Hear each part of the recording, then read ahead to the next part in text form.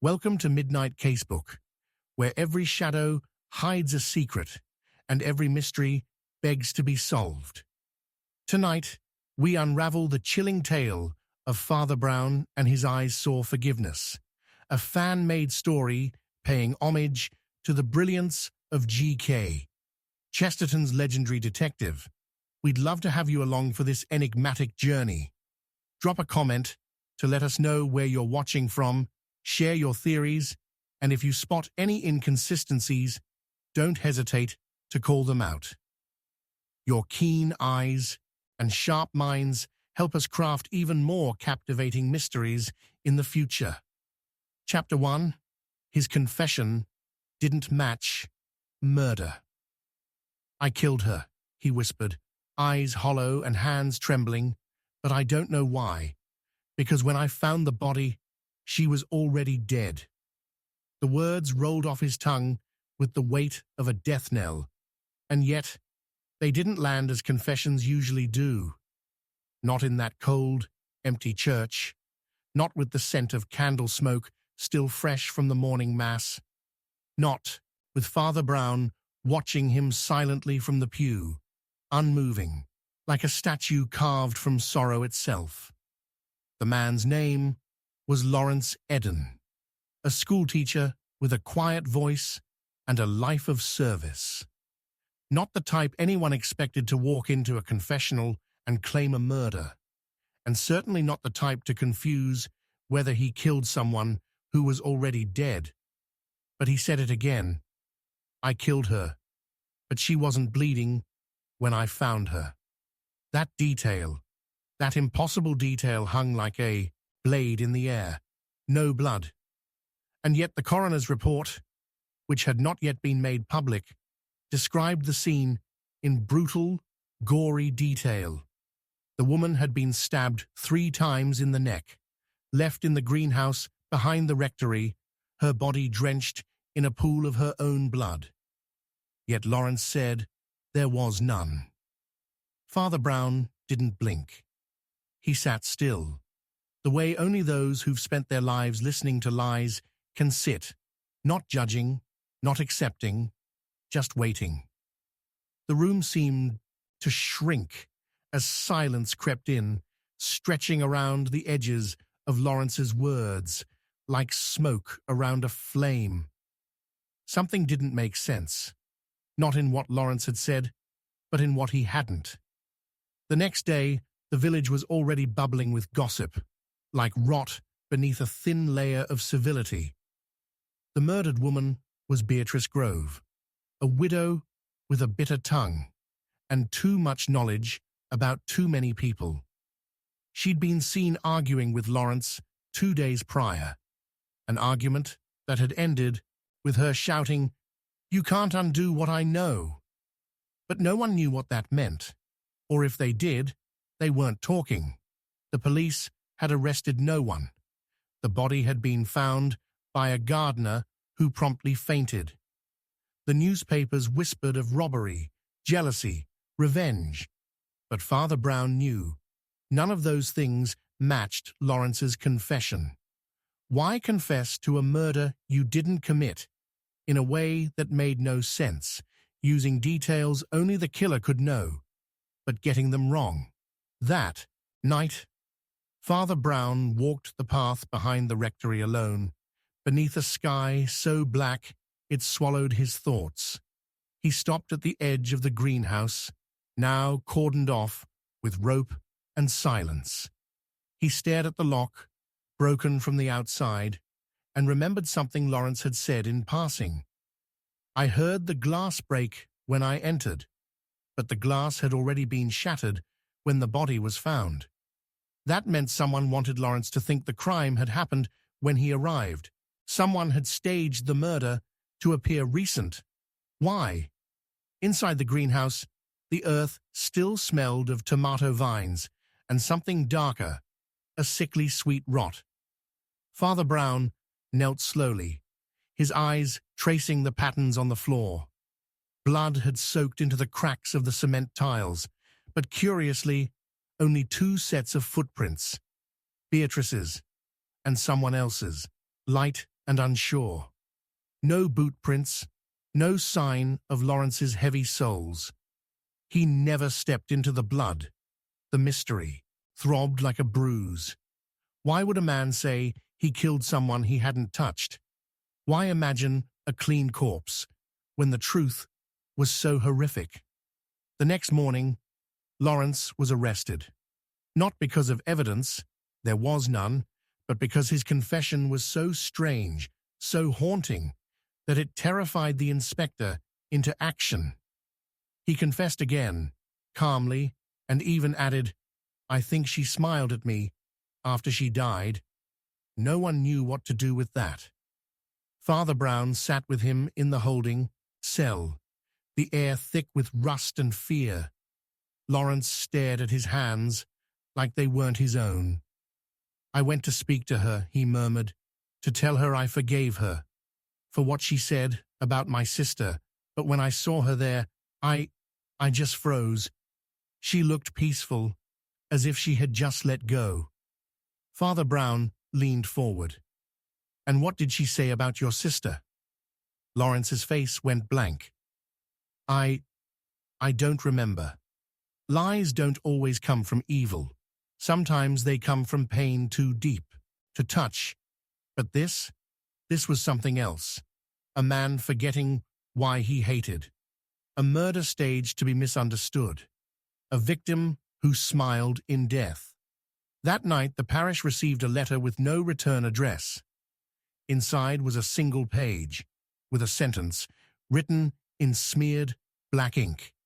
He forgave her, yes, but who will forgive him for what she revealed? The paper smelled faintly of lavender and mold. The writing looked childlike. Father Brown burned it in silence. The next day, a visitor came to see him. A pale, nervous woman with the posture of someone holding in too many screams. Her name was Margaret Denny, Beatrice's former housekeeper. She hadn't worked for her in months, not since the day she found something she wasn't supposed to. She didn't say what that something was, only that she remembered Beatrice warning her, "Never trust quiet men.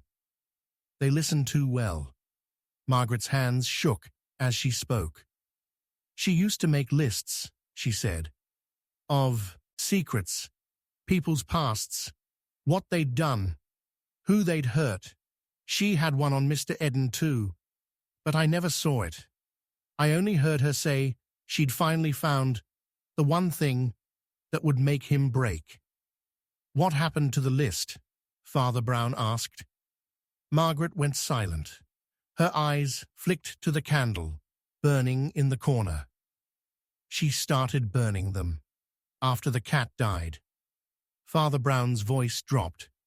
"Beatrice didn't own a cat." "She did," Margaret said softly, "but no one else knew.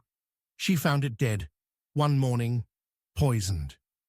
The air in the room changed, suddenly colder, more brittle.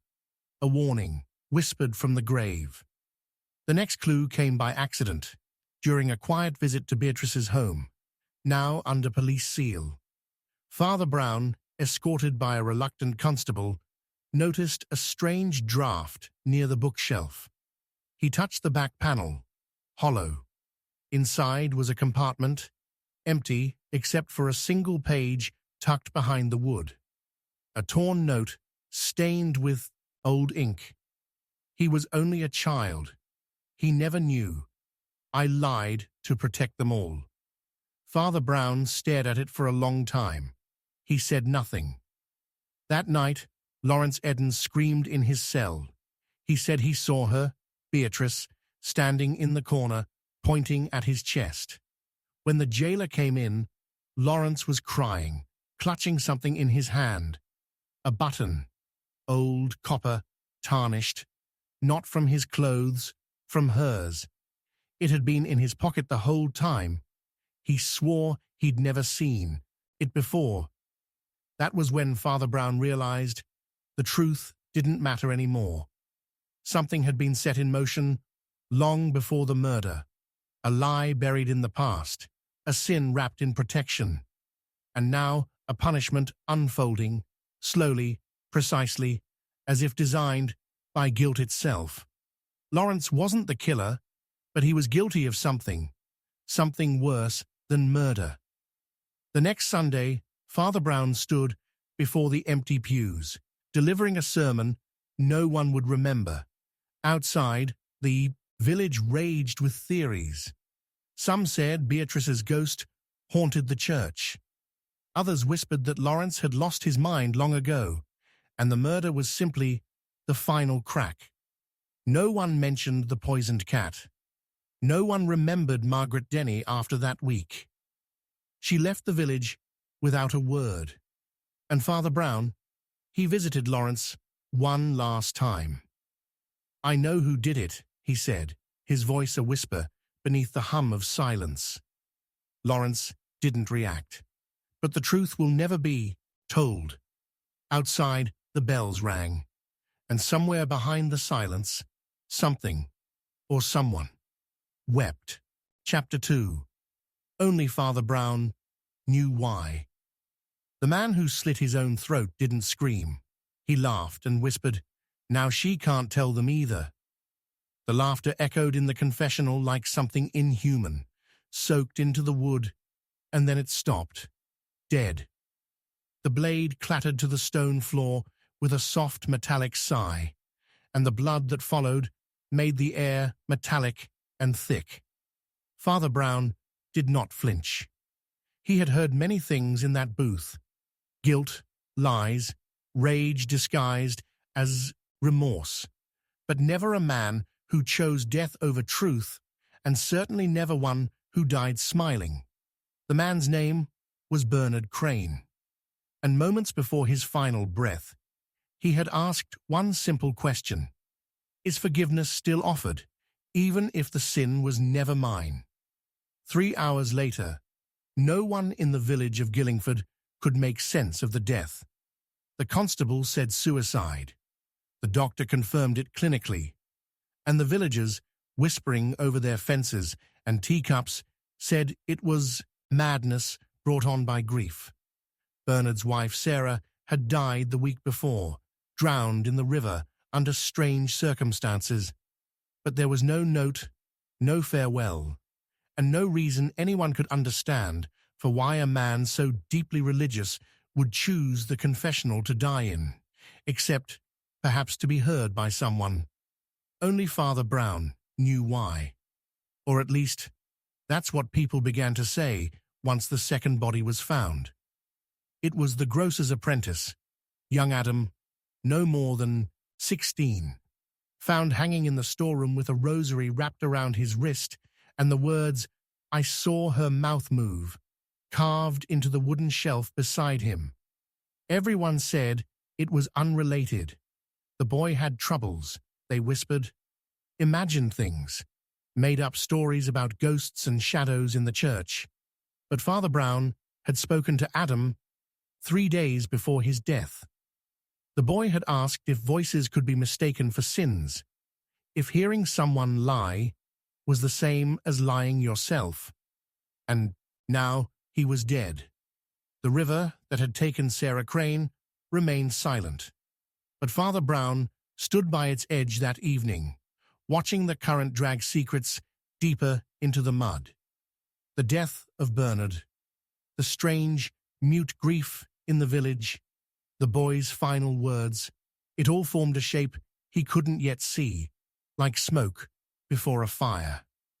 He remembered something from Bernard's last confession, a phrase, "It wasn't her first time walking into the water." That line stayed with him.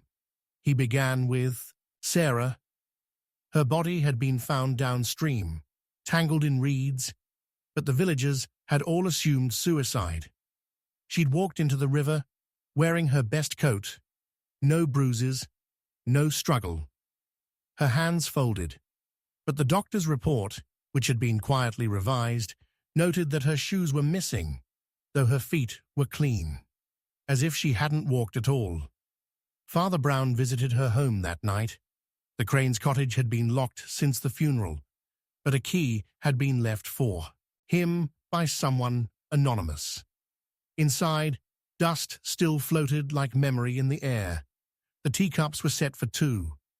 The fire was out, but beside it lay a torn page from a hymnal, one line circled in ink, "And the river shall bear their voices to the Lord." He picked it up, folded it once, and put it in his coat. On the mantel, a wedding photograph faced inward. On the back, a child's handwriting. "We don't look like we're lying." The village grew quieter the next day. Doors were shut, curtains drawn. People walked faster past the church, and someone had scrawled the word "witch" on the confessional door in red chalk. No one claimed responsibility. Father Brown sat in the empty pews that evening and tried to pray. But something cold seemed to press against the walls of his mind. Something was wrong. Not just in what had happened, but in what hadn't. There were too many silences. Too many people saying, "I didn't know her well," when Sarah Crane had lived there her entire life. Something had made them afraid, and something had made Bernard kill himself rather than say what it was. That night, he received a package. No return address. Inside, a single sock, child-sized, soaked in river water. And a note, "She came back once. We buried it." He sat very still. The next morning, the groundskeeper came to him, shaking. Said he'd seen something in the graveyard. A small handprint in the mud beside Sarah Crane's grave. But no child in the village had been missing. Father Brown walked there alone. The earth was undisturbed, but the headstone, it had been etched recently. The date of death was still the same, but a line had been added, carved with something crude. "Let no truth rise with her." That was when he remembered the child. Not a real one, a rumor. 10 years ago, Sarah Crane, then Sarah Merton, had been engaged once before. To a man named Robert Lee, he had vanished. Drowned, they said. But no body was ever found, and there were whispers of a pregnancy that was taken care of. He went to the parish records. That year had a gap. 3 weeks missing from the ledger. Births, deaths, marriages, all absent. Someone had cut them out. The librarian refused to speak about it. She turned pale when he mentioned Robert Lee. Said she remembered a girl with a blood-stained dress coming to the church steps that year. Said she was crying, but no one would take her in. Father Brown asked her what happened to the girl. The librarian only said, "She walked into the river." And it hit him. Sarah's death wasn't a suicide. It was a ritual, not religious, psychological, a return, a drowning to bury something that had once come back. But what? He went to the river again, this time at night, and there, by the rocks, he found it, half buried in the mud. A small wooden box, carved with a cross. Inside, baby teeth, wrapped in yellow lace. And a note. He knows now. He saw her crawl back. It was signed with a drawing of an eye. That was when Father Brown understood the truth. But it wasn't a truth he could ever speak, because the moment he returned to the church, he found the altar vandalized, the crucifix inverted, a small child's dress pinned to the door. No one had seen who did it. No one claimed to hear anything, except one woman, Margaret Denny again. The former housekeeper, she said she saw a figure standing at the altar just after midnight. Small, soaked, and smiling. She didn't stay long enough to see the face. That night, Father Brown sat in the confessional.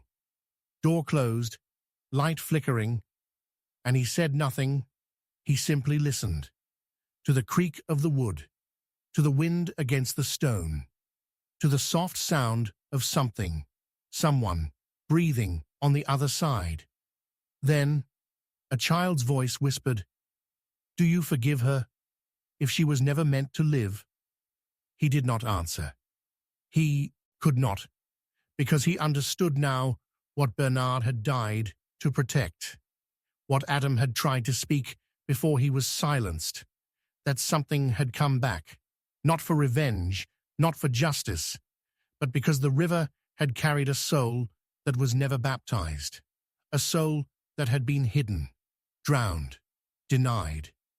And now it whispered in the pews, in the walls, in the eyes of children who didn't know why they cried at night. Only Father Brown knew why. But he also knew no one would believe him, so he said nothing. He lit a candle and waited, because sometimes forgiveness isn't enough. Sometimes it comes too late. Chapter 3. The witness forgot one thing. "I saw him kill her," she said, her eyes wide with certainty, until Father Brown quietly asked, "Then why was your reflection already in the room before the murder began?" The silence that followed stretched like a scream that no one wanted to hear. The witness, a young maid named Elsie Varnum, suddenly faltered, her mouth parting as if to breathe but forgetting how. Her words had been confident only moments ago, recited like lines remembered from a dream. The time of the murder, the clothes the killer wore, even the angle of the blade. But now, a single detail, something only a priest who'd once studied theology and the physics of mirrors would have noticed, had collapsed the scaffolding of her story. The reflection. Reflections do not precede events, and yet hers had. It began with the death of Constance Alder, a wealthy widow with a fondness for drama and enemies. Found dead in her drawing room, throat slit, a porcelain teacup, still warm, by her hand. The scene was almost too perfect. No sign of struggle, a single slice, surgical, a knife left carefully at her feet, cleaned and polished as if out of guilt. But what made the case impossible to ignore was that a witness had come forward immediately, before the police had even arrived. Elsie Varnum, the maid who worked evenings for Mrs. Alder, swore she saw it all. She said she had returned from the garden path, and, through the narrow glass of the rear window, had seen the murderer standing over her mistress. He was tall, wore a grey coat, and had a small scar above his lip. She said he had wept, that he said, "Forgive me," before the blade did its work. But Father Brown was at the Alder residence that afternoon, having been invited for tea. He had arrived just minutes after the supposed time of death. He remembered seeing Elsie already inside the house, dusting the far wall of the drawing room. He'd seen her through the cracked French door, reflected in the wall mirror. But when he stepped in, she had emerged from the back garden, holding a basket of herbs and shaking with panic. She couldn't have been in two places at once, unless one of those places wasn't real, or worse, was deliberately constructed. The police believed her, of course. Her description matched a local carpenter who'd worked on the Alder estate 3 weeks prior. His name was Peter Maudsley, and yes, he had a scar, and yes, he'd had a quiet falling out with Mrs. Alder over a matter of principle, though he wouldn't say more. He was arrested within the hour. But Father Brown's mind was not satisfied, because the angle of the mirror, angled up slightly, tilted by accident or design, had revealed something impossible. Elsie's reflection had shown her standing with the feather duster, perfectly calm. But by her own account, she had just run in from the garden. And more disturbing still, there were no herbs in the basket when Father Brown entered. It was empty. She had added them later. People can lie, but reflections can only repeat. He visited Maudsley in the jail the next morning. The man said nothing, except one strange line. "She used to laugh when she thought no one was watching. That's how I knew something was wrong with her." It didn't sound like guilt. It sounded like fear. Father Brown walked through the older home once more, this time in silence. The drawing room was still sealed. The chair where Mrs. Alder had died was still faintly stained, and the mirror, polished so well it almost looked like a window, still stood at the opposite wall.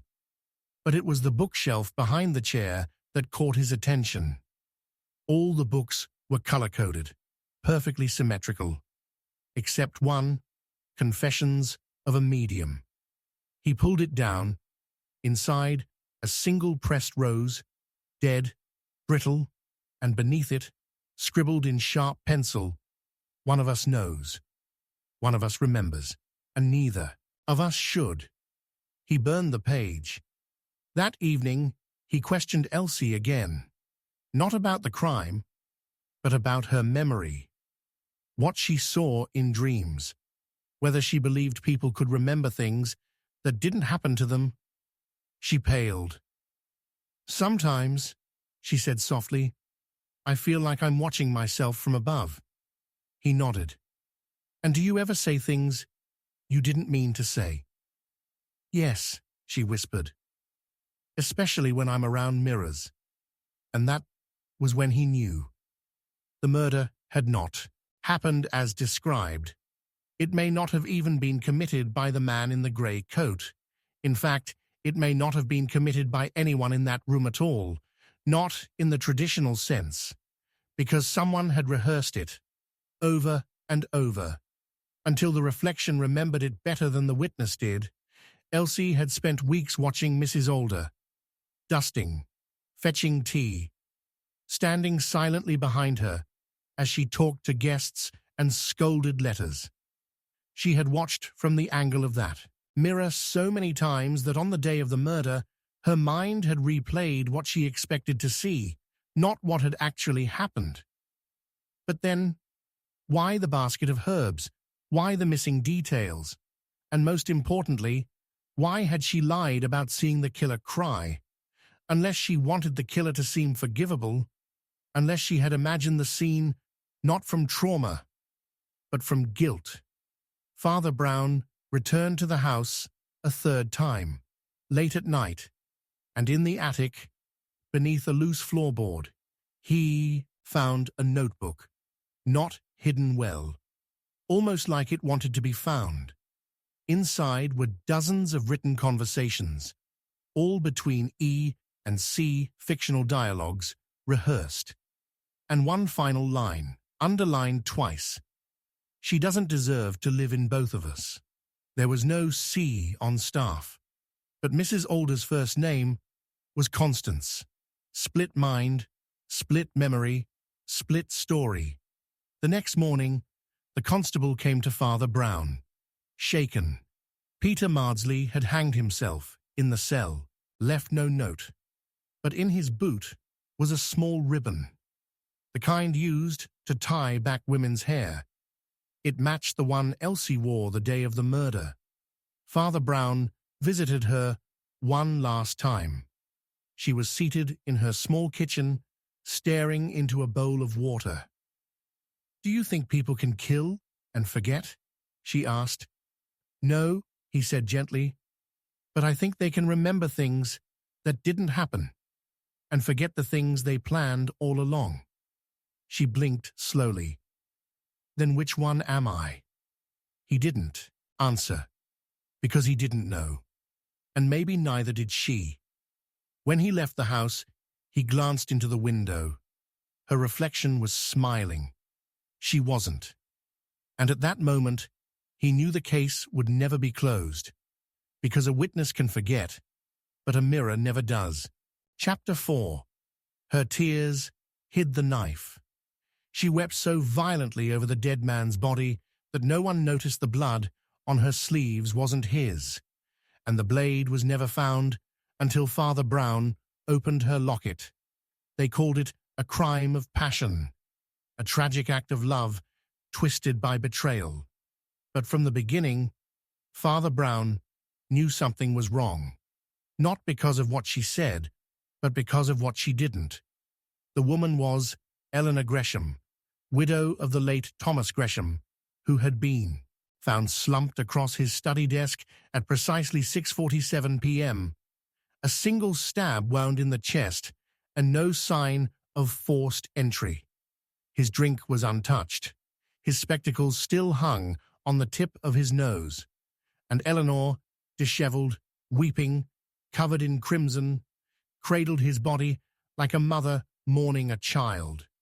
The staff swore she'd gone in moments before the scream, that she had called out to her husband after reading a telegram and hadn't emerged again until the maid heard her wail echo down the hall. But Father Brown had passed through the Gresham estate that same afternoon, invited to bless the orchard, and he'd seen Eleanor in the garden, alone, dry-eyed and motionless, watching the house with the look of someone waiting for something dreadful to finally happen. She had not looked like a wife about to be destroyed. She had looked prepared. Thomas Gresham had many enemies.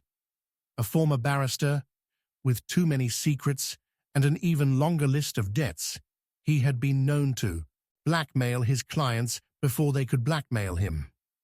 And though he was clever, his arrogance had grown in recent years, especially after Eleanor's father passed, leaving her a fortune Thomas legally couldn't touch, but privately obsessed over. A will had gone missing. A cousin had vanished abroad. Whispers circled like vultures. But no one expected him to end up dead, especially not with his own fountain pen plunged through his heart. That's what made the scene feel rehearsed. His death was too poetic, too symmetrical. A man who wrote judgments for a living, killed by the very pen that served as his gavel. Father Brown stood over the body with the inspector, his eyes not on the wound, but on the puddle of ink seeping across the papers. "Where's the letter?" he asked softly. "What letter?" Father Brown pointed to the desk. He was writing. That's why his glasses are there, his drink untouched, but the page is blank. Who removes a letter before finishing it? The inspector shrugged, already fixed on Eleanor. She hadn't stopped crying, not for hours, but her crying was too perfect. Deep, shuddering sobs, trembling hands, a voice that cracked in all the right places, enough to silence the suspicion of most men, but not Father Brown, because grief, real grief, forgets how to perform. 2 nights later, at the wake, Eleanor wore black velvet and a pearl locket. She spoke softly to guests, held her handkerchief like a prop, and never once drank from her glass. She said she didn't feel well, that she hadn't eaten in days. But when she leaned in to speak to the solicitor, Father Brown noticed something, a thin red thread clinging to the clasp of her locket. So fine it might have been a thread of embroidery, except there had been none on her dress, only on the velvet pillow where Thomas's head had rested when he was laid out. The same pillow that was now mysteriously missing. Later that evening, Father Brown wandered the house alone. The staff were too tired to question him. The inspector had long since left, convinced that Eleanor was simply the unfortunate widow of a cruel man. But in the master bedroom, beneath the armoire, he found it. The pillow, crumpled and faintly stained, one side slit open, as if something had been hidden and hastily removed. He held it gently. The stuffing was uneven, but more than that, there was a faint scent of lavender oil and something sharp beneath it, metallic, like old iron. That was when he remembered. Eleanor never wore perfume. She claimed it made her ill, and yet her pillow, her dress, and her locket all carried the same scent. He didn't confront her that night. He simply stood in the chapel the next morning, waiting, and she came, draped in grief, alone, drawn by something deeper than faith. She lit a candle, crossed herself, then sat beside him without looking.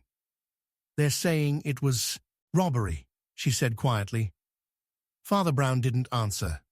"Or madness," she added, "that he finally broke." Still, he said nothing. Finally, she turned to him.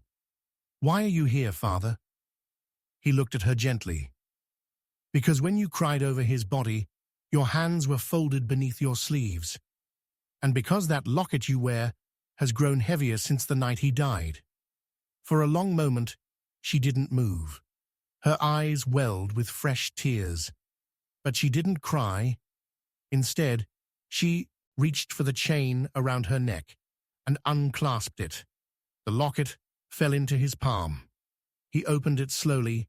Inside, wrapped in a silken ribbon, was the blade, thin, surgical, disguised as a needle, the kind used for embroidery. "Why hide it there?" he asked. Her voice was almost inaudible. "Because I wanted it close to my heart, where his never was." And then she wept, not for show, not to deceive, but because something inside her had finally broken. But the mystery didn't end there, because the telegram, the one she'd supposedly read before running into the study, was never found, until Father Brown, on a quiet walk behind the estate, found a crumpled envelope lodged in the roots of an old oak, half-burned, the paper still legible. A single sentence stared back at him. "I know what he did to you. Meet me tonight. Don't let him hurt you again." No signature, no time, no sender. Just the voice of someone who had known, perhaps for years, and waited until it was almost too late. Eleanor never named the author. She said she didn't know. But Father Brown saw the hesitation in her eyes. She knew, and she had chosen to act before they could. The court found her not guilty by reason of emotional trauma. The town whispered of justice and scandal. But Father Brown never judged her, because what he saw in her grief was not hatred. It was terror, not of her husband, but of herself. She had planned it. Down to the tears, down to the blade, down to the locket, pressed against her skin like penance. But what she hadn't planned was that she'd still be alive afterward. And sometimes, that's the cruelest punishment of all. As she walked out of the courtroom, Father Brown stood beside the door. She paused only once to ask, "Will you forgive me?" He didn't answer. He only whispered, "The truth will never be told." And she walked into the sunlight, never to cry again. Chapter 5. He prayed before the killing. The man entered the confessional, made the sign of the cross with shaking fingers, and whispered, "Forgive me, Father, for what I'm about to do." Father Brown did not move. He remained silent, as the booth darkened around him, the velvet curtain fluttering as though disturbed by something unseen. The voice on the other side didn't tremble with guilt. It trembled with anticipation, not fear of judgment, but fear of failing the task ahead. Most confessions are of things already done. But this was a man asking forgiveness for something he had not yet committed. And in that moment, something far more disturbing became clear. He wasn't asking for absolution. He was asking for permission. 2 hours later, the body of Edwin Bellamy was found at the back of St. Hesketh's church, his throat slit so cleanly it looked surgical, his hands folded in prayer, eyes staring at the crucifix above the altar. There were no signs of a struggle, no signs of entry or exit, just silence. and blood. And one chilling detail, a single scrap of paper tucked inside his suit pocket, bearing only the words, "He has been judged." Bellamy was no stranger to enemies. A banker turned philanthropist, he had funded the construction of the new schoolhouse and the restoration of the church tower. But whispers always followed him like a shadow. Whispers of ruined lives, embezzled savings, hushed scandals. The kind of man who bought forgiveness in bricks and stained glass. And now he was dead, in the very church he claimed to have saved. Killed at the feet of the altar. When Inspector Mallory arrived, he found Father Brown already kneeling beside the body. Silent. Praying. He said nothing until the inspector asked, "Did you see anything?" Father Brown looked up slowly and answered, "Only the aftermath." But the truth was, he had seen something no one else would have noticed.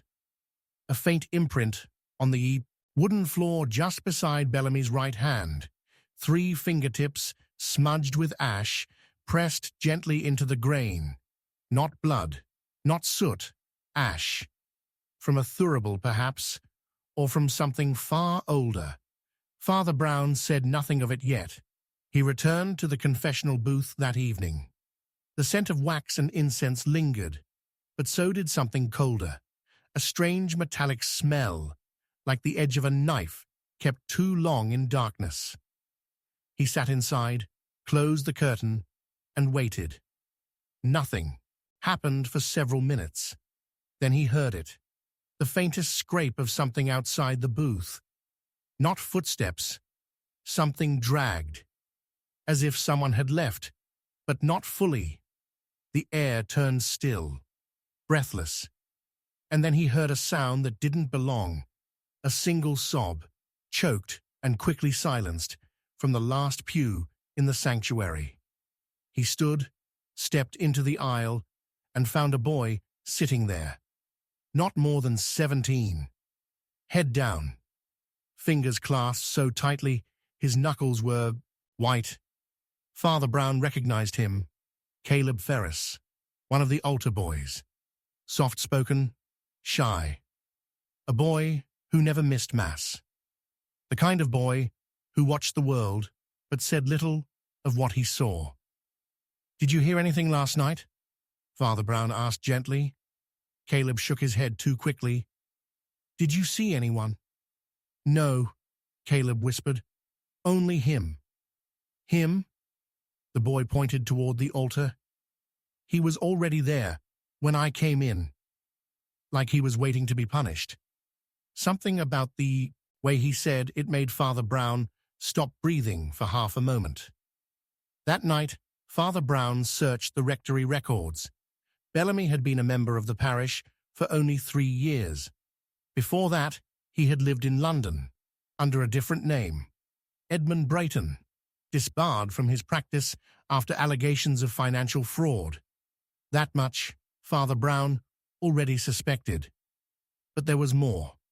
A thin file buried in the diocesan archives, marked Confidential 1924. Inside were letters from women, from desperate families, all begging the church to investigate Brayton, now Bellamy, for abuses of trust, manipulation, something darker no one dared to name. No formal charges were ever filed, but one letter stood out, signed only M. Ferris. Father Brown's breath caught. He returned to Caleb that evening, bringing bread and tea. They sat under the candlelight in the sacristy, the boy's eyes fixed on the flickering flame. Finally, Father Brown spoke. "You knew him before, didn't you?" Caleb didn't look away. "I knew what he did." "To your family?" "To my sister." Father Brown closed his eyes. Caleb's voice cracked, but only once. "They said it was grief. That's why she drowned. But I know better. He took something from her, and when she tried to speak, They said she was mad. And now he's dead. Caleb looked at him sharply. I didn't do it. Father Brown didn't respond. I swear it, I wanted to. God forgive me, I wanted to, but I didn't. Father Brown believed him. But it didn't matter, because someone else had. Someone who knew what Bellamy had done. Someone who had prayed, and then acted. The next morning, Father Brown examined the altar more closely. The candle holders had been recently polished, but one bore a faint smear of ash. The same ash from the confessional. He traced it to the base of the crucifix. Hidden behind it, wedged between wood and stone, was a folded piece of parchment. He opened it carefully. Inside, written in Latin, were the words, Justitia ante misericordiam, justice before mercy. There was no signature, only a smudge of wax. That night, another confession came. This time, the man didn't enter the booth. He stood just outside the curtain and spoke softly. He was unrepentant, he said. I watched him stand before that altar and dare God to forgive him. I couldn't allow it. Father Brown remained silent. He thought faith was a shield, that death in the church would cleanse him, but I made sure he was judged before he could ask. Who are you? Father Brown finally asked. The voice was quiet. A man who prayed and got his answer. Then footsteps and silence. The next morning, a second body was found. Gregory Lang, a retired magistrate and one of Bellamy's closest associates, found in his home, dead by a single wound to the chest, identical style, hands folded, a piece of parchment beside him, written in the same Latin phrase, Justitia ante misericordiam. Panic spread through the village, rumors of a holy avenger, a vigilante priest, a curse. The inspector begged Father Brown to explain, but he offered nothing, because by now he understood. This wasn't a man killing out of rage. This was a man killing out of belief. Somewhere, someone had decided that the church had failed its duty, that the law had been bought and silence rewarded.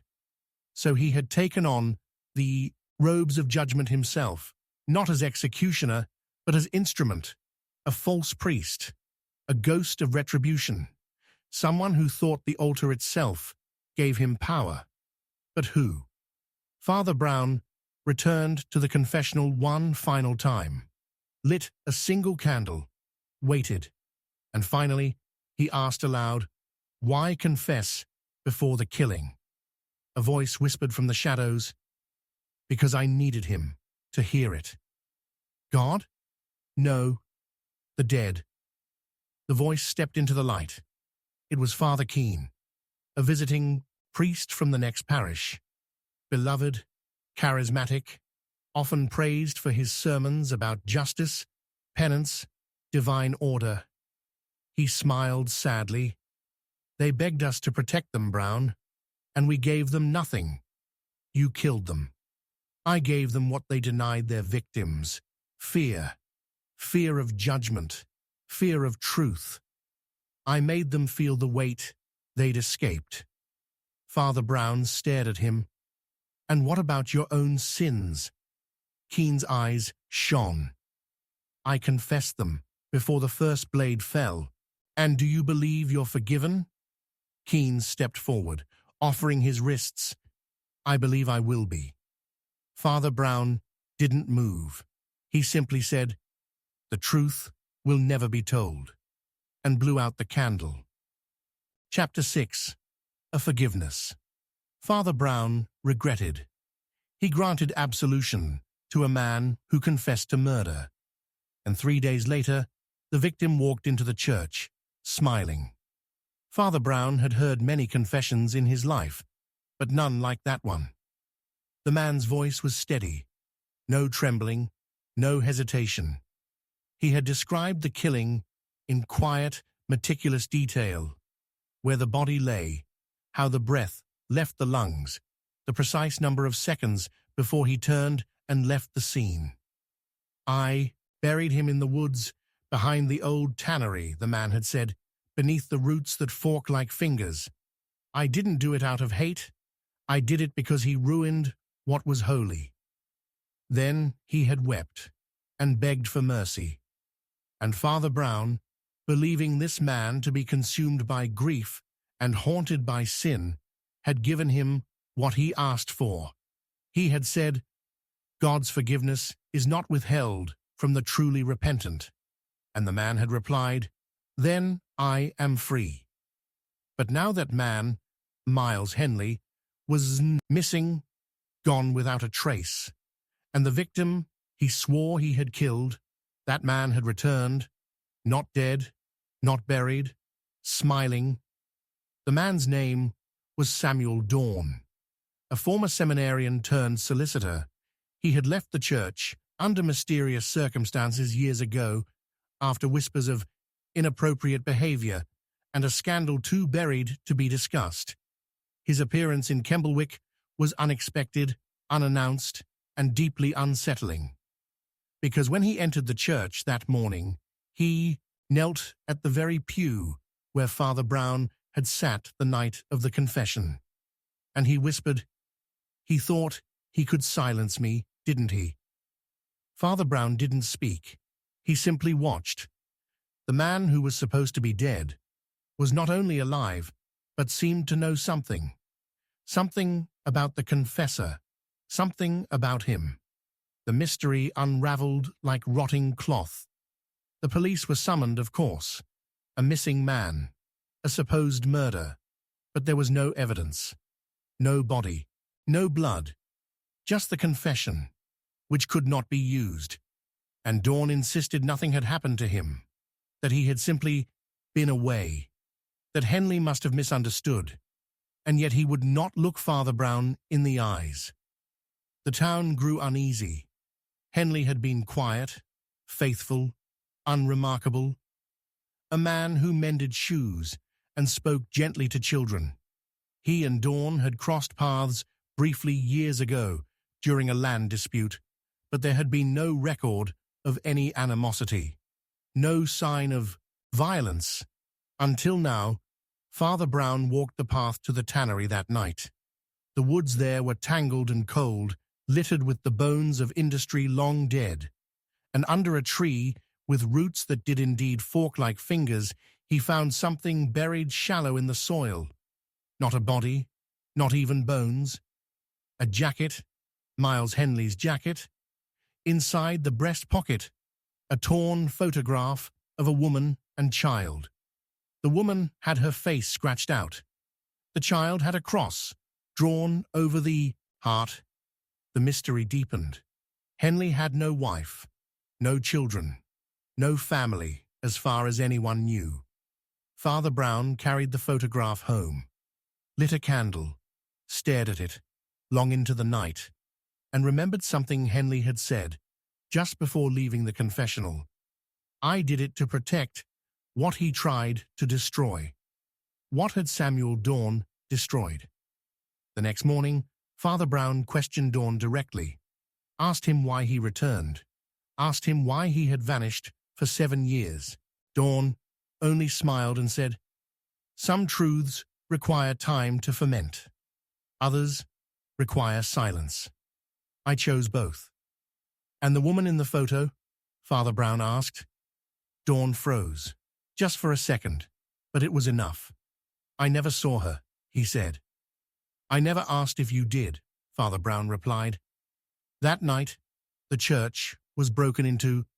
Nothing was stolen, but the confessional had been torn open, ripped from the hinges. And on the wall, written in charcoal, were the words, "He gave him mercy.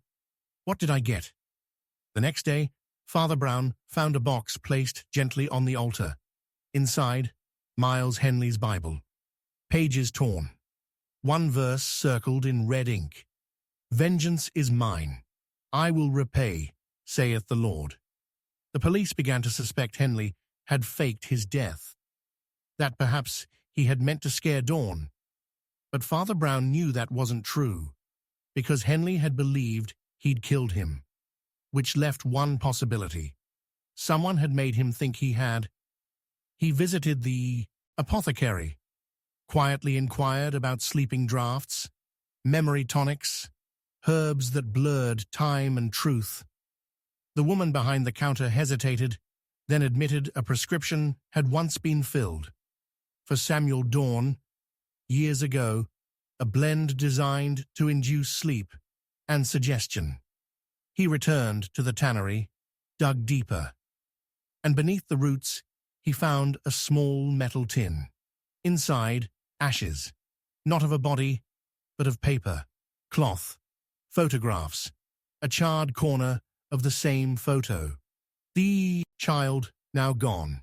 He knelt, and that's when he understood. The woman in the picture wasn't Henley's wife. She was his sister, and the child was Dawn's, illegitimate, hidden, erased, until Henley found out. That's what the argument was about. Not land, not business, but blood. Dawn had seduced his sister, left her, then tried to bury the shame by manipulating the system, by forcing Henley to sign over property to keep quiet. The sister died not long after. Childbirth, quietly, alone. The child vanished into adoption, and Dawn left the church. But Henley had never forgotten, never forgiven. He had planned the murder, or tried to, but someone had intervened, had set up a scene so convincing Henley believed he'd gone through with it, believed he'd taken justice into his own hands, then confessed, then vanished. And now he was either dead or watching, because that night Father Brown found a final letter tucked into the confessional booth. No name, just a single page.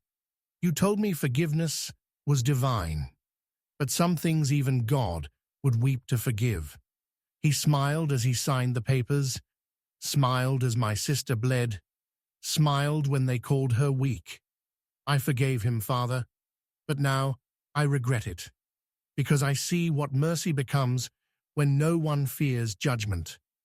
No signature, just a fingerprint, smudged in ash. Father Brown stared at the candlelight and whispered, I know who did it. Then slowly closed the confessional curtain.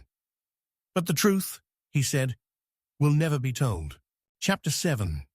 Murderer's alibi was too perfect. He knew the body hadn't been found yet, but he already had the perfect alibi. The man's name was Lionel Carradine. Charming, handsome, impeccably dressed. A solicitor by trade, but a performer by instinct. He smiled, like guilt never touched him, and walked like every step was choreographed for the benefit of someone watching. When his fiancée, Margaret Blaine, was found dead in the river beneath Alder Bridge, her skull fractured, her wrists bruised, her eyes wide open, he was already at the vicarage, sipping tea beside 3 clergymen, laughing about the weather. And that was the problem.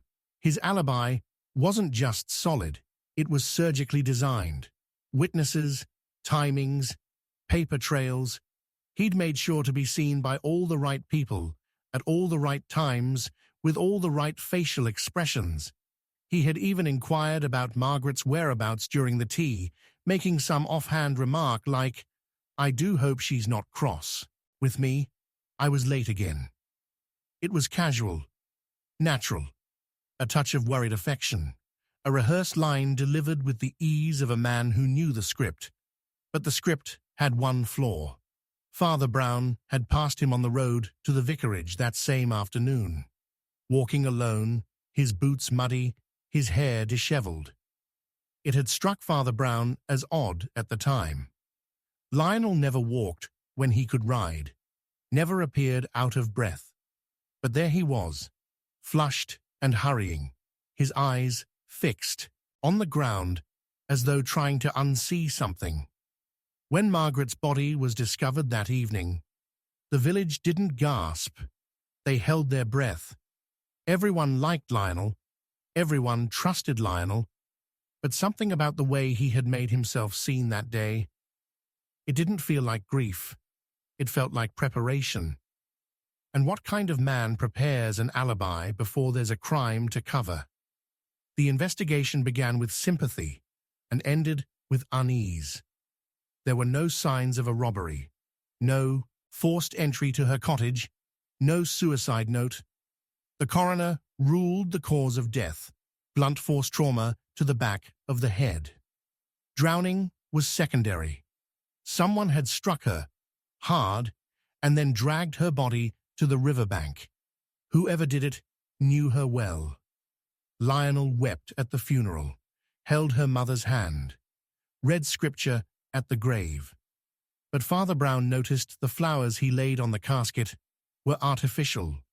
Silk petals, no scent, just the appearance of sincerity. That night, Father Brown walked to the bridge alone. The wind was sharp, the water below dark and slow.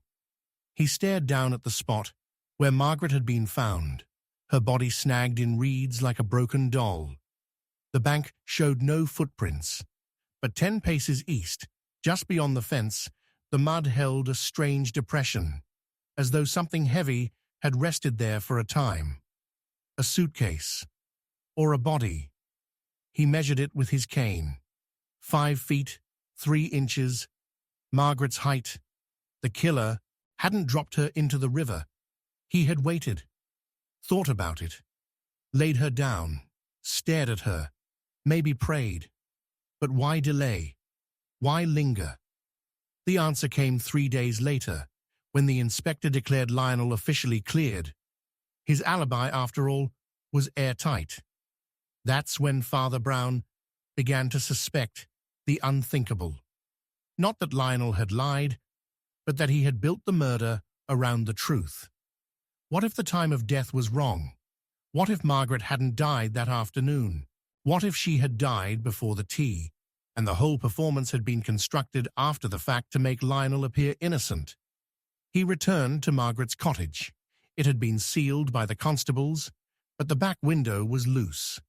Inside, the clock beside her bed had stopped at 2:17 p.m. Not the time of her death. According to the coroner, she died closer to 5 o'clock. But why had the clock stopped? He checked the wall. The socket was broken. The plug had been yanked, not pulled by accident, yanked violently, a struggle. She had fought and lost. Father Brown found her journal beneath the bed. The last entry read simply, he promised it would be over soon. No name, just a date. The day before she died, he went to Lionel, asked if Margaret had been troubled. Lionel shrugged. She worried too much, thought too deeply. Did she ever mention wanting to leave? Lionel smiled. She knew I was her future. And then Father Brown asked the question that twisted the whole world sideways. Do you believe in perfect alibis? Lionel paused, then said, I believe in careful men. That was all he needed. The next day, Father Brown visited the vicarage and asked to speak to the curate, who had taken tea with Lionel that day. A nervous man, very precise, too precise. We started tea at precisely 5:06, he said. But Margaret's body was found by 5:30, Father Brown replied. Yes, tragic, really. And Lionel was with you that whole time? Oh yes, the curate nodded, from 5:06 to 6:15. But not before. The man hesitated. Well, no, I suppose not. He arrived just after the bells. That detail was crucial, because the bells didn't ring at 5 o'clock that day. They rang at 4 a.m. Father Brown had rung them himself.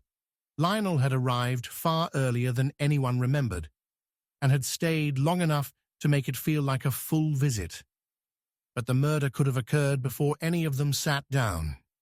That night, Father Brown received a package at the church. No return address. Inside, a set of photographs. Margaret, on the bridge, with Lionel, time-stamped.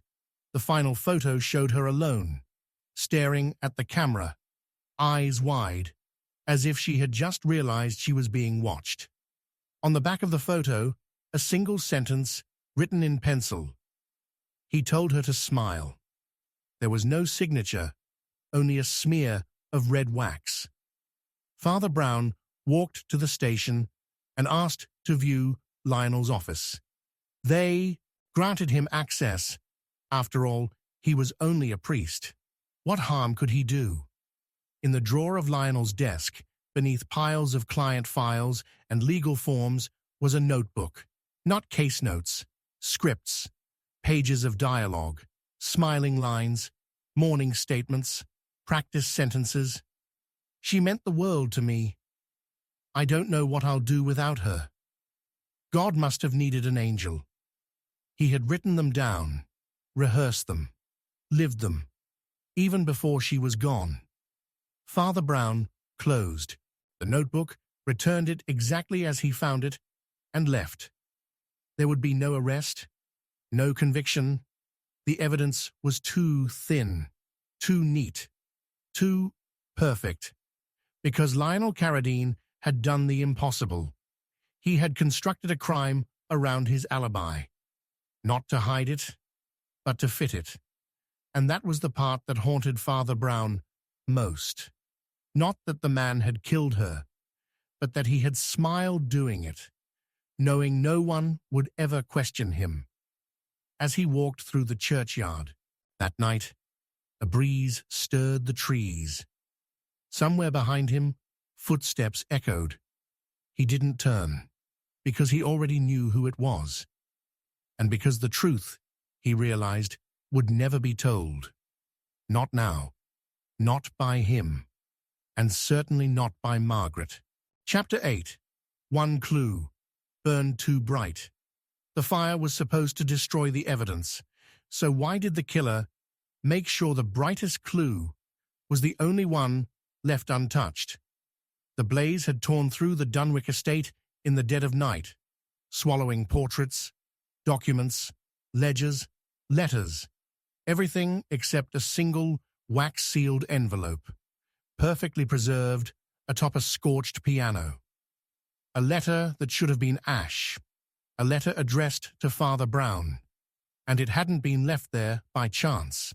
It had been placed there, precisely in the one part of the house that didn't collapse under the fire's rage. Firefighters later claimed it was a miracle, but Father Brown knew better. This wasn't a miracle, it was a message. Inside the envelope was a sheet of thick parchment, the ink smeared but legible. It read, "They think it was the fire. They will always think it was the fire. But only one thing burned too bright, and it was never meant to be seen. No name, no signature, just a wax seal pressed in the shape of a thorned crown, and in the lower left corner, a curious stain, copper-colored, almost metallic, like dried blood mixed with oil. The victim was Bernard Chesterton, the reclusive master of Dunwick Estate, a man who hadn't been seen in public for over a year. When the fire consumed the manor, his body was found in the study, seated in his chair, his hands charred but positioned neatly on the desk. The cause of death was presumed to be smoke inhalation, but the coroner hesitated because, while the house had been ablaze, Chesterton had no soot in his lungs. He hadn't coughed, he hadn't gasped, he had been dead before the first ember touched the curtains. The village wanted closure. They said he'd gone mad, locked himself in, knocked over a lamp, but the sealed letter told a different story. Someone knew what happened. Someone wanted Father Brown to see the clue, not just see it, but understand it. The problem was nothing in the room made sense. The fire had been fast, deliberate, and oddly precise. Certain things had been spared, curiously so: a melted teacup, an intact oil lamp that should have exploded, a pair of boots beside the door, untouched. But the family portrait above the hearth had been completely incinerated, the frame warped and blackened. Why burn a painting but spare a piano? Why destroy everything except a secret?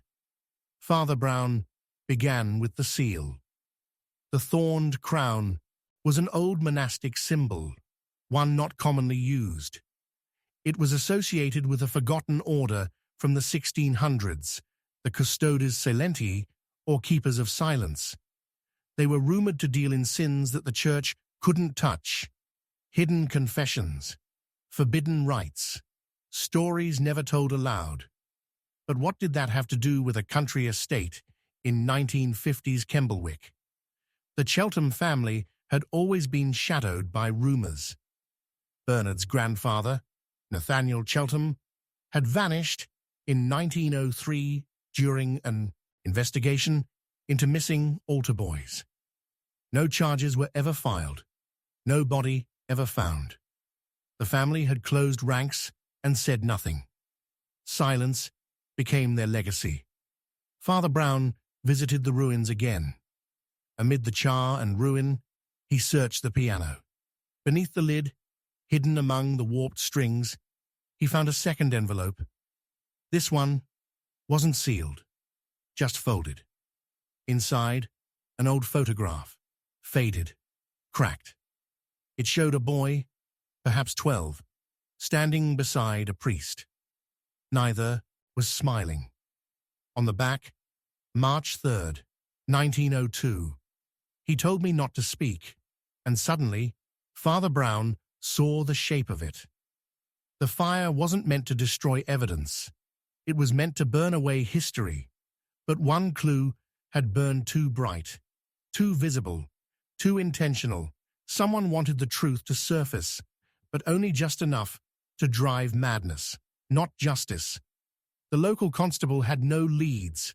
The estate staff had all gone home for the night. The fire had started in the study, which had no electrical wiring. There was no fuel source, no signs of forced entry, except one thing. A matchbox had been found behind the piano, from a London theatre called the Lucerne, a place that had burned down 12 years ago. Father Brown travelled to London that night. The Lucerne had been rebuilt, but its records, charred and forgotten, had been donated to the diocese's archives. There he found it, a ledger from 1938. One entry stood out. A man named Cheltham had booked a private balcony box under a false name. With him, a boy. No guardian, no permission. The report had been marked suspicious, but dismissed. The boy's name? Eric Drever, the same name that appeared on a baptismal record from the Dunwich parish, filed 10 years after his birth. Illegitimate, hidden, erased. Father Brown returned to Kemblewick with a sick feeling in his chest. He went to the village orphanage, asked to see old intake records. There, in shaky ink, was Eric's name. Under next of kin, it read, "Unknown benefactor." The last entry in his file noted a single gift, a wax seal with a thorned crown, the same one now sitting in Father Brown's coat pocket. Eric Drever had died in 1949, allegedly of pneumonia. No autopsy had been performed. No visitors had come. But someone had known what happened. Someone had written that letter. Someone had waited quietly to burn the past to cinders. And now Father Brown understood why one clue had been left behind. Because the fire wasn't the end. It was the beginning. A stage, a spotlight, a ritual. The next morning, another envelope appeared on the altar at St. Mary's, no postmark. Inside, a single scrap of vellum. The same handwriting. It read, "His sin wasn't murder. It was silence. And you gave him peace." There was no threat, but it felt like one, because Bernard Chesterton hadn't just been killed, he had been judged, and someone wanted Father Brown to question the mercy he'd once offered. Had Chesterton confessed something? Had he been absolved? And if so, had the killer watched it happen? The final clue came with the evening wind. A woman, pale and trembling, arrived at the church steps. She said she'd once been a nurse at the orphanage, that she had looked after Eric, that she'd seen the scars, the letters, the threats. She said one night, Chesterton had come, demanded silence, said Eric was unstable, a danger to himself. That was the last time she saw the boy alive. She had carried the guilt for decades, and now she brought Father Brown something she had kept all this time. A ring, gold, engraved, Cheltenham's, given to Eric, then stolen back, inside the band, to my silent angel. Father Brown closed his eyes. The man who had died in the fire hadn't died for what he did. He had died for what he tried to forget. And someone who couldn't forget, had made sure he never would. The killer had left one clue on purpose, not to solve the crime, but to make sure it couldn't be ignored. And that was the cruelest part, because now Father Brown knew the truth, but to speak it aloud would break every vow he'd ever taken. As he stood in the ash-stained chapel, the letter in one hand and the photograph in the other, he whispered, "I know who did it." Then let the candle burn, just a little too long, and added softly, "But the truth will never be told." Chapter 9. The victim whispered before dying. Just before he bled out on the cold church floor, he leaned toward Father Brown's ear and whispered the name of someone already dead. It happened at dusk, while the last of the sunlight stained the chapel windows blood red. The man stumbled in through the open doors of St. Mary's, clutching his side, leaving a trail of blood that looked almost too deliberate, like punctuation across the stone. His name was Malcolm Reed, a quiet, bookish man who worked at the local archives. Not the kind of person you expected to find dying in a sacred place, gripping Father Brown's robe with fingers soaked in crimson. There had been no warning, no scream, just the thud of collapsing weight, the rattle of breath thick with blood, and that single whisper, a name, Joseph Trellick. But Joseph had died 12 years ago. Suicide, they said. He'd thrown himself from the cliffs near Greywick Hollow after his wife vanished, and the police closed the case without answers. His body had been found broken, his face unrecognizable. His death had been declared final, tragic, unquestioned, until now. Because, as Malcolm died, he didn't say help, or save me, or even forgive me. He said, with terrifying clarity, Joseph Trellick did this. And then he died, smiling.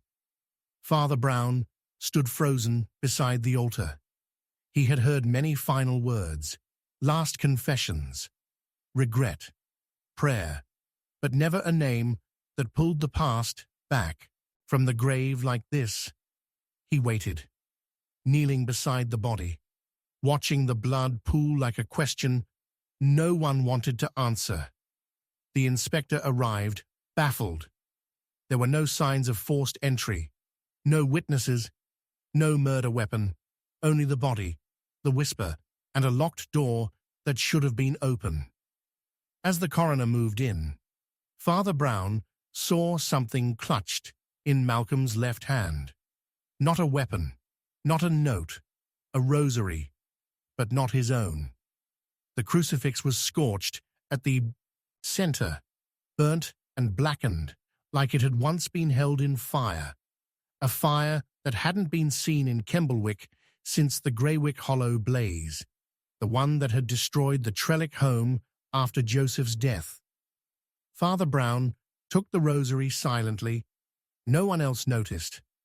That night the church was colder than usual. Candles flickered with no breeze. Shadows clung too tightly to the corners. Father Brown sat in the sanctuary and remembered Joseph Trellick's funeral. Closed casket, hasty, burial, no autopsy. He remembered the look on the villagers' faces. Pity, yes, but something more. Relief. Malcolm had worked with documents, birth records, deeds, death certificates. What had he found? The next morning, Father Brown visited the archives. He told no one what he was looking for.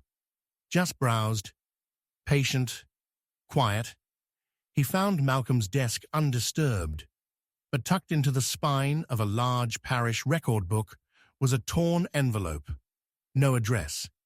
Inside, a black-and-white photograph.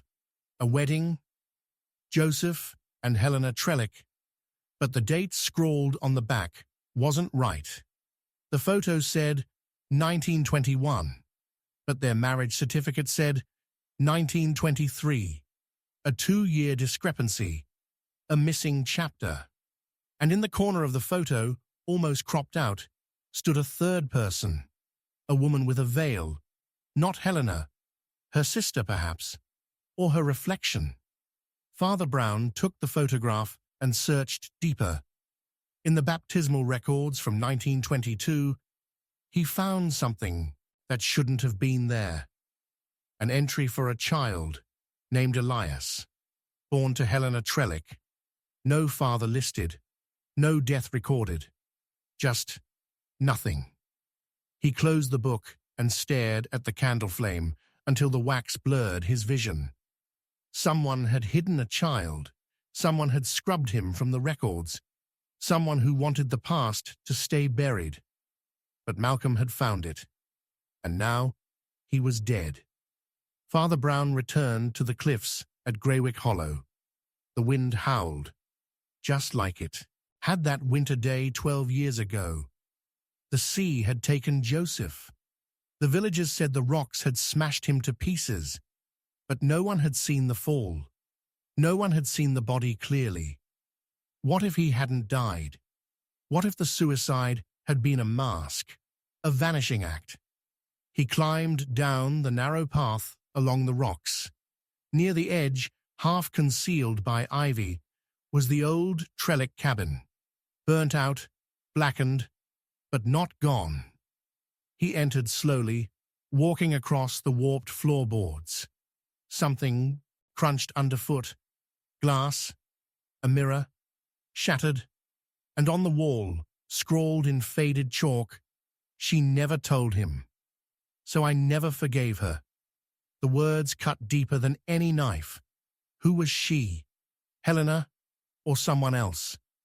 That evening, as the fog rolled over the village, Father Brown received a package, wrapped in oilcloth, no name.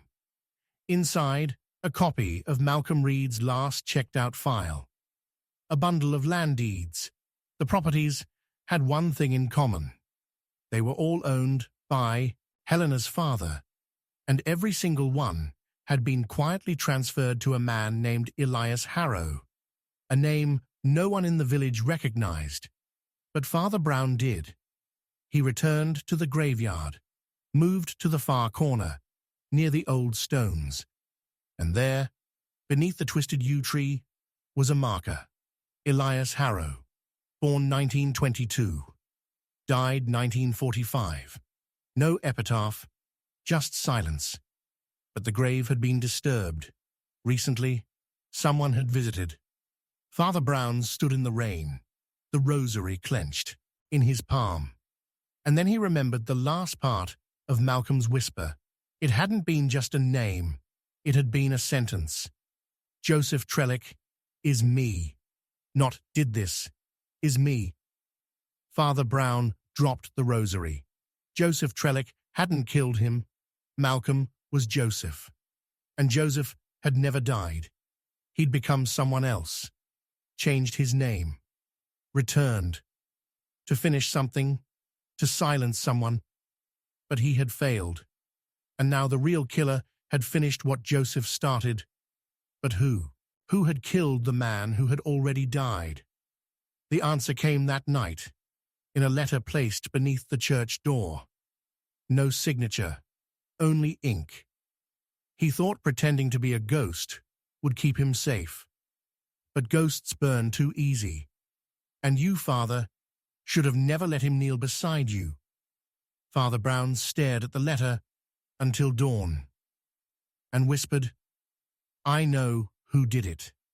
But the truth will never be told. Chapter 10. Father Brown lied in church. The moment he said, God sees all, everyone in the chapel believed him, except the murderer, who smiled because he knew Father Brown was lying. The lie slipped from his mouth like a prayer. It wasn't rehearsed. It wasn't planned. It simply had to be said. Because in that moment, as the congregation held their breath and the killer sat among them, watching, waiting, daring someone to speak the truth, Father Brown chose to protect a soul instead of expose a crime. He told a lie from the pulpit, a place meant only for truth, and as the echo of it faded into the stained glass silence, he knew this was the one sin he'd never be forgiven for. It had started 7 days earlier with a confession, a woman's voice, tremulous, familiar. She would not give her name. She spoke through sobs, holding something back. Not words, but a scream she'd buried for years. She said, I didn't see the knife, only the candlelight. I thought he would stop, but he didn't. Father Brown pressed her gently, and what followed wasn't an admission of guilt. It was something far worse. It was a memory that had warped, a timeline twisted, as if the murder she described had happened years ago, and yet was only committed yesterday. She didn't confess to killing. She confessed to watching. And then just before leaving, she whispered, You'll see him at the memorial. He'll wear the ring. The next morning, the newspapers arrived with grim headlines. Local businessman Alfred Creswell had been found dead at the bottom of his staircase, neck broken, blood on the banister. Police ruled it an accident, a tragic fall, but Father Brown had already known before reading it, because the voice in the confessional, that tremor, it belonged to Alfred's wife Clara, a woman who hadn't been seen in church since the war, a woman who had once sat in the choir, smiling like she believed in something. But now she was back, and Alfred was dead. Father Brown knew there was more to the fall. The way Clara had described the candlelight, the angle of the shadow, the sound of a step that shouldn't have been there. It matched the exact architecture of the Creswell Manor, and the memorial service was scheduled for Sunday morning. That's when the lie was born, because when Sunday came and the pews filled with mourning faces, Father Brown stood at the pulpit and scanned the crowd. He wasn't looking for tears. He was looking for the ring. He found it. Third pew from the front, left side. A man named Ellis Blackstone, one of Alfred's business partners. A quiet man, unmarried, always polite, never involved. Except he was wearing a ring, a thick gold band with a single dark sapphire. The same ring Clara had once described in a letter to the vicarage a decade ago. It was never Alfred's, she had written. He wore it because he had to. Ellis wore it casually, as if it had always belonged to him. And when Father Brown delivered his sermon, his eyes met Ellis's, And that's when he said it. God sees all. And Ellis smiled, because he knew Father Brown was lying. The truth was, God hadn't seen what happened that night. Not because he wasn't watching, but because someone had made sure the lights were out. The power had been cut at 9:12 p.m., the same time Alfred fell. The emergency candles had been lit. Clara had admitted to that much, but she hadn't been alone. And the only other person confirmed to have been there was Ellis, who claimed he had left just before the outage. Except Father Brown now remembered the smell of smoke on Clara's coat. Not cigarette smoke, candle smoke. The kind that clings to fabric after a flame is snuffed out violently. Not blown, not burned, snuffed. Someone had ended the light, and then, under the veil of shadow, ended Alfred. Father Brown began to dig, quietly, deliberately, through church, records, charity rosters, donation logs, and he discovered something strange. Over the past 6 months, Ellis had donated money, generously, to cover repairs for the Creswell Chapel, a building Alfred had vowed never to restore. But Ellis did, under his own name, and in doing so, he gained access to the building, to the keys, to the Creswell home, and to Clara, the widow, who now, each morning, arrived at St. Mary's earlier than needed, and left only after everyone else had gone, as if waiting for someone to speak, but she said nothing, not to anyone, until Father Brown found her in the garden, kneeling by the roses, fingers dirty, face flushed with sun, and something else. Shame. He sat beside her, said nothing. She didn't look up. I tried to warn him, she said finally. Tried to tell him that Ellis had started watching me differently.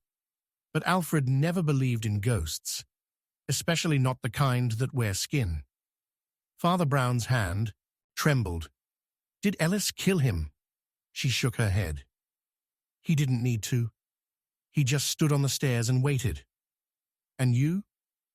I lit the candles. Then I turned away. That's when Father Brown knew. This murder hadn't been done in anger. It had been done with patience. Ellis hadn't pushed Alfred. He had frightened him, used the dark, waited until Alfred's foot missed the final step. And Clara, she had let it happen. She had wanted it, not to kill him herself, but to be free of him.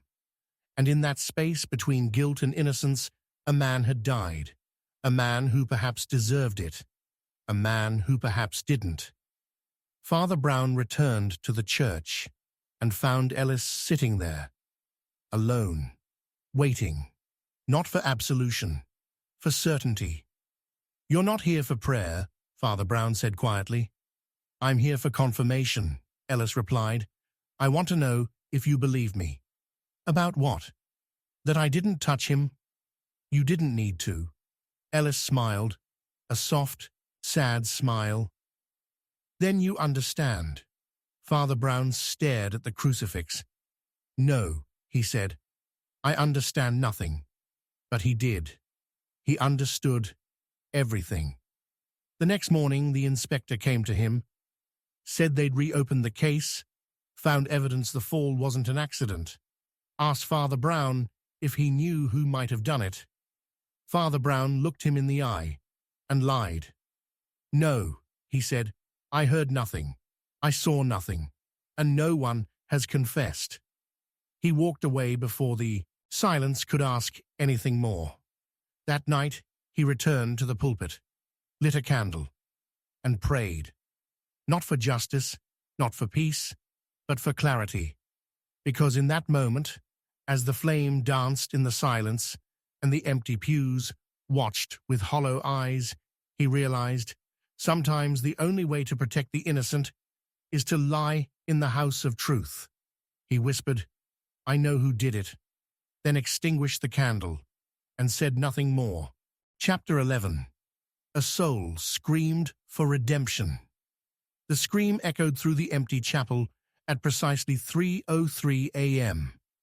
But no one had entered, and the voice crying for forgiveness belonged to a man who died a week ago. It wasn't just a sound. It was a howl. It rattled the stained glass and made the crucifix above the altar tremble on its hook. Father Brown, roused from restless sleep in the rectory, rushed into the dark church with only a candle and his breath held tight in his lungs. And there, in the flickering gold, the pews were empty. The doors were locked. The air was freezing. But in the center aisle, something had changed. The floor was damp, not with water, but with melted wax, as though dozens of candles had been burned down to nothing all at once.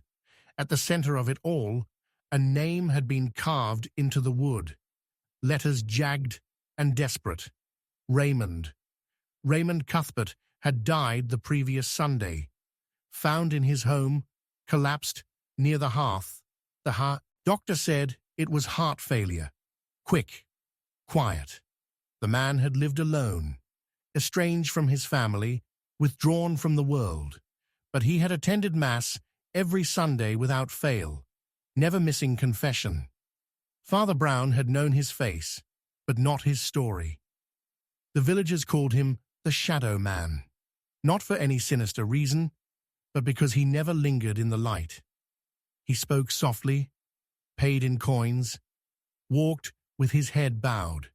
And now, after death, his name screamed through the chapel. The next morning, when Father Brown examined the aisle by daylight, the letters were gone. Not worn down, not faded, gone. The wood was smooth, untouched, but he knew what he had seen. He knew what he had heard. He visited the cemetery. Raymond's grave had been dug quickly. No ceremony, no flowers, just a simple stone that read, "At rest," but something about the dirt felt wrong. It was dry, too dry, as if it hadn't accepted the body, as if the earth had refused the burial. The gravedigger wouldn't speak at first, just shook his head and muttered about strange things happening the night before the funeral. Then reluctantly, he said he'd seen someone walking among the graves. Not Raymond, a woman, in white, veil over her face, carrying a single candle. She stood over the grave until dawn, then vanished. He hadn't told anyone because no one would believe him. But Father Brown did. He returned to the chapel that night and waited in the shadows. At 3:03 a.m., the candle in his hand extinguished itself. No breeze, no breath, just darkness. And in that black silence, a voice whispered, "He never confessed what mattered." Father Brown lit the candle again. The altar was covered in fresh wax, the floor beneath it warm, and a rosary had appeared, draped across the crucifix. Raymond's rosary, the one buried with him. The mystery became unbearable. Father Brown scoured the parish archives, hunting through records, donations, letters, and there it was, an envelope, never opened, addressed to the church, dated 3 days before Raymond's death.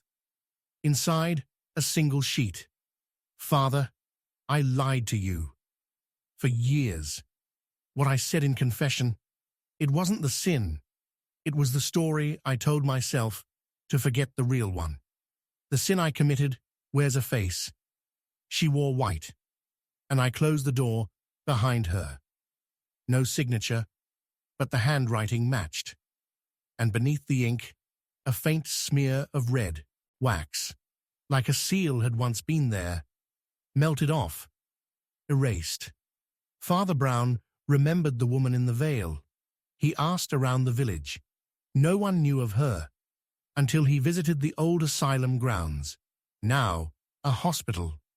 There, a nurse recalled Raymond visiting a patient every Sunday afternoon for over a decade, A woman named Miriam Cross, admitted in 1939, never spoken a word, burns across her arms and back, silent, withdrawn, and always asking for him, but never saying his name. Raymond stopped visiting her 5 years ago. She died 1 month before he did, and the room she died in was sealed, not by the hospital, by the church. The hospital chaplain, confused by this, had sent word to the diocese, but no one responded. Father Brown asked to see the room. Inside, the wallpaper was burned. Candle wax stained the floor, and scrawled into the walls with a fingernail were 2 words, "Forgive me." He stepped back. He understood now. Raymond had been a priest before he became a recluse, a priest who had once locked a woman away to protect a scandal, a priest who had kept the secret of what happened in that rectory during the war, a priest who had closed the door behind a terrified, burning woman and had spent the rest of his life asking for forgiveness for the wrong sin. And when he died, it wasn't his soul that screamed, it was hers, because he never told the truth. And so her pain echoed through the church like a knife. Father Brown returned to the chapel one final time, lit every candle, and waited. At 3:03 a.m., they all went out at once, and in the dark, she stood there. Miriam, white veil, hands burned, eyes empty. She looked at him, and for the first time, her lips moved. Tell the truth. Then she was gone, and all that remained was Raymond's rosary, laid at the pulpit. The next morning, Father Brown stood before the congregation.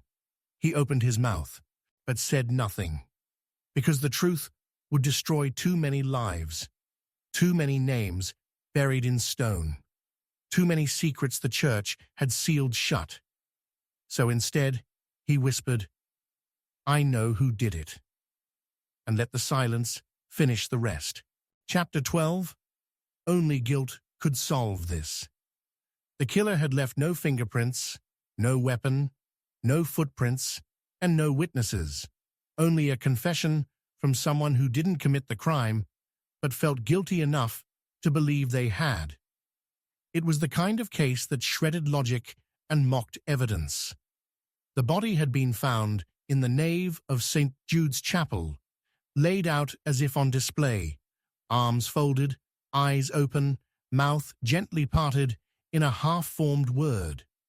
Beatrice Lyle, age 57, church treasurer, widowed, devout, a woman feared for her tongue and respected for her discipline. She was discovered by the sacristan at 5:06 a.m., already cold, already stiff, her prayer book torn in half beside her. No one had heard anything. No one had seen anything. And yet, within the hour, the parish received a handwritten note. "I did it. Forgive me. I didn't mean to." She deserved better. No name, but the handwriting was shaky and unmistakable. Father Brown recognized it immediately. Miles Dunning, a man whose nervous tics betrayed a conscience always on edge. He lived alone in the schoolhouse attic, taught Latin with a stammer, and spent every Saturday sweeping the chapel without being asked. He'd once been suspected of stealing from the offering box until the real thief confessed. He had since lived beneath suspicion's shadow, always the outsider, always too eager to please. But Beatrice Lyle, she had once accused him of inappropriately staring during choir rehearsal. It was enough for half the congregation to begin whispering again, enough to make Miles disappear for 3 weeks last autumn. And now she was dead, and he had confessed. But Father Brown knew immediately it wasn't real. Not because Miles was incapable of murder, but because real guilt doesn't write anonymous letters. Only misplaced guilt does. The coroner's report confirmed strangulation. A garrote, something thin and controlled, likely done from behind. No defensive wounds, no noise, no struggle. She had trusted her killer, which ruled Miles out completely. He wouldn't have gotten close. The inspector was ready to make the arrest anyway. He said the confession was enough. The motive was weak but present, and there were no other leads. Father Brown asked for 2 days. He spent them retracing Beatrice's final hours. She had left choir practice at 8:30 p.m., walked home as usual, and returned to the chapel at the 9:45. Why? No one knew. She hadn't told anyone, and yet she had returned with her prayer book, as if she planned to stay or meet someone. There was no record of a meeting, no note in her diary, no hint in her handbag, except for one item that didn't belong, a brass key, old, unmarked, not a house key, something older.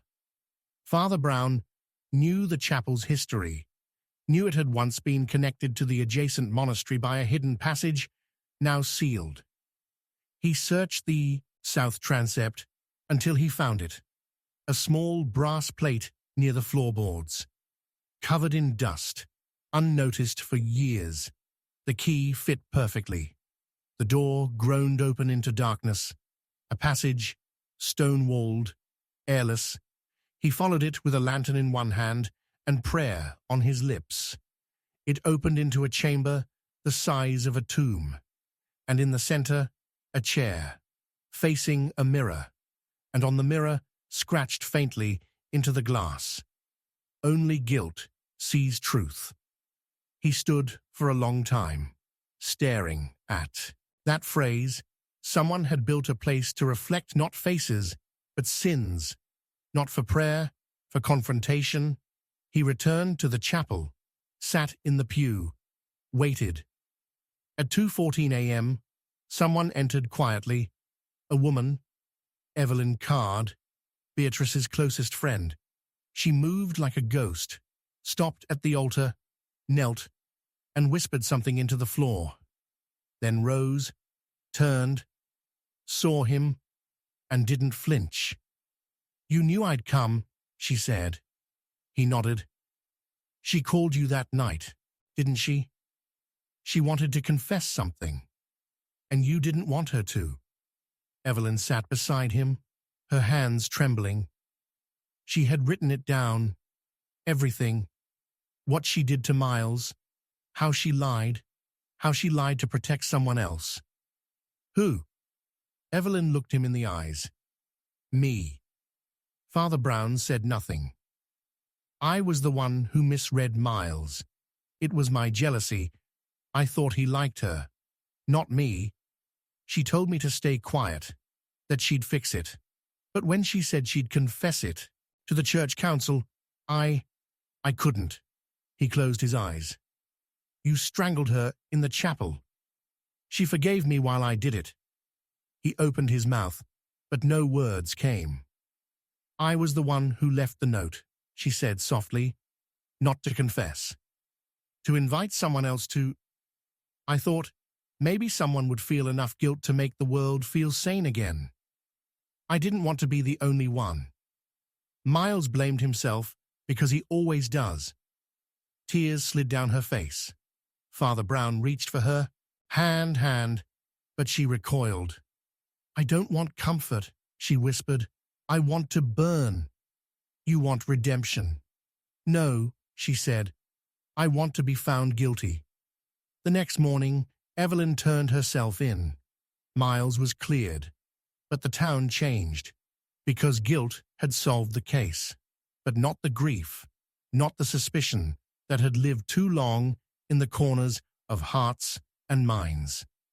Father Brown stood at the pulpit that Sunday, said nothing of the murder, only read from a single passage. "Let he who is without sin cast the first stone." And when he stepped down, he whispered, I know who did it. But this time, so did everyone.